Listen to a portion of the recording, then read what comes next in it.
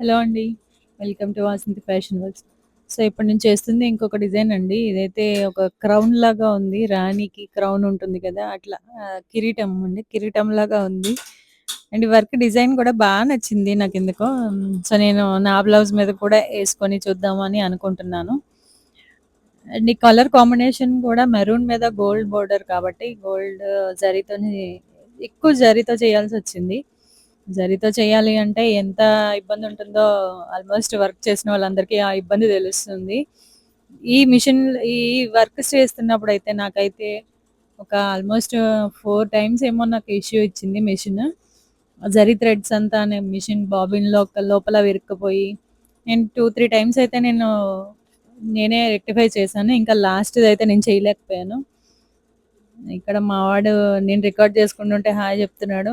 And A work చేసినా లేడీస్‌కేంటంటే ఏదో ఒకటి ఉండాలి కదా! సినిమా గాని, సీరియల్స్ గాని ఏదో ఒకటి ఉండాలి.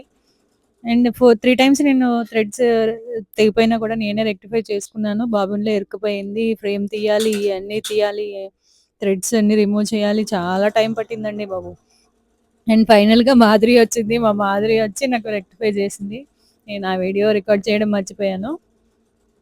అండ్ ఇప్పుడు ఈ వర్క్ అయితే నేను 1200 తీసుకున్నానండి. ఎందుకంటే నాకు ఆల్మోస్ట్ 9 అవర్స్ 9-10 అవర్స్ పట్టింది. అంటే 2 డేస్ ఏసాను నేను.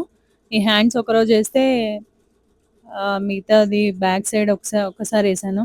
జరీ అంటే జరీ వర్క్ అంటే నెక్స్ట్ టైమ్ వేయకూడదేమో బాబు ఈ వర్క్ అని అనుకున్నాను. అంత ఇదిగా ఉంది. ఎందుకంటే మిషన్ అన్ని సార్లు పాడైతే మిషన్ ఏమైనా అయిపోయిందేమో అని భయముంటుంది. అండ్ ఫైనల్‌గా అయితే అయిపోయిందండి బాబు వర్క్ అయితే. అండ్ ఇది వర్క్. ఫైనల్ లుక్ అయితే ఇది. ఈ శారీ మీదండి ఇది పాత పట్టు చీర. ఆ పట్టు చీర మీదకి ఈ బ్లౌజు. ఈ బ్లౌజ్ మీద ఈ వర్కేసాను. ఈ వర్క్ ఎలా ఉందో చెప్పండి. కామెంట్ చేయండి. అండ్ ఈ వర్క్ కావాలంటే నేను నా డిస్‌ప్లే మీద నేనొక నంబర్ ఇస్తాను. ఆ నంబర్‌కి కాంటాక్ట్ అవ్వండి. అండ్ యూట్యూబ్ ఆర్డర్ స్టార్ట్ చేసిన తర్వాత 50% ఆఫ్‌లో చేస్తానని చెప్పాను కదా! అది ఎవరిదో కూడా నేను చెప్తాను నెక్స్ట్